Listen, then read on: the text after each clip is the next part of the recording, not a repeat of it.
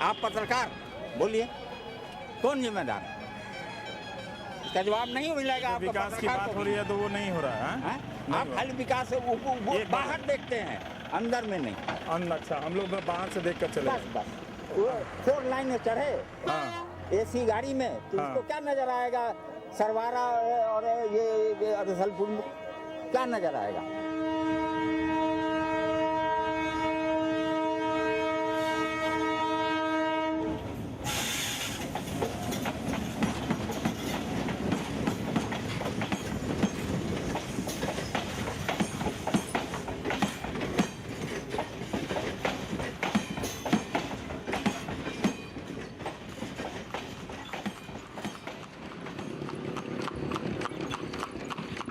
दिल्ली में टांगा हेरिटेज होकर सड़कों से आउट कर दिया गया, वो बिहार में टमटम बनकर सड़कों पर जिंदा है।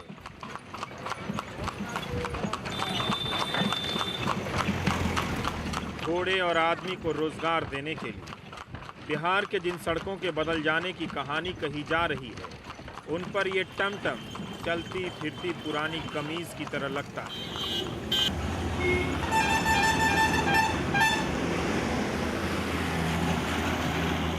नमस्कार, मैं रविश कुमार। बिहार को समझने के लिए आपको बिहार की नज़र से ही देखना होगा, तभी आप जान पाएंगे कि जिस राज्य में कोई बड़ा उद्योग पिछले 5 साल में नहीं लगा है, बिजली के उत्पादन में कोई ख़ास प्रगति नहीं हुई है, फिर भी इस राज्य की गिनती विकसित होते राज्यों में हो रही है। यह भी है कि ये चुनाव का मौसम है और पिछले 5 साल के काम का मूल्यांकन भी लोग करेंगे अपने अपने नज़रिए से। लेकिन आप देखेंगे कि 2 स्तर पर बदलाव हुए हैं। एक बदलाव ऐसा हुआ है जो दिखता है और एक बदलाव ऐसा हुआ है जो महसूस किया जा सकता है। जो दिखता है जैसे सड़कें बन रही हैं, बन चुकी हैं और टूट भी रही हैं। जो महसूस किया जाता है वो उनमें शामिल है कि अपराधियों का खौफ दिमाग से चला गया है। बहुत कुछ बदला है, जितना बदला है उससे कहीं ज़्यादा बदलना बाकी रह गया है।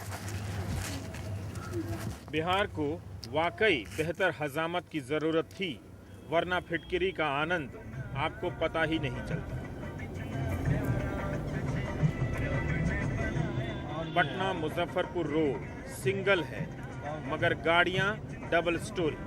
आश्चर्य है, ऑटोमोबाइल कंपनियों को छत पर सीट लगाने का अब तक आइडिया क्यों नहीं आया? कम से कम संसाधनों के अधिक से अधिक इस्तेमाल का जज्बा है, जोखिम की परवाह किसी को नहीं। हमारी गाड़ी अब मुजफ्फरपुर से दरभंगा के रास्ते पर है। 4 लेन सड़क। बिहार के लिए 4 लेन किसी मल्टीप्लेक्स से कम नहीं। पिछले 5 साल से बन रही यह बेहतरीन सड़क अपने आप पर इतरा सकती है कि लोग अब चाहें तो जीप की छत पर लेट कर भी जा सकते हैं। कितना अजीब।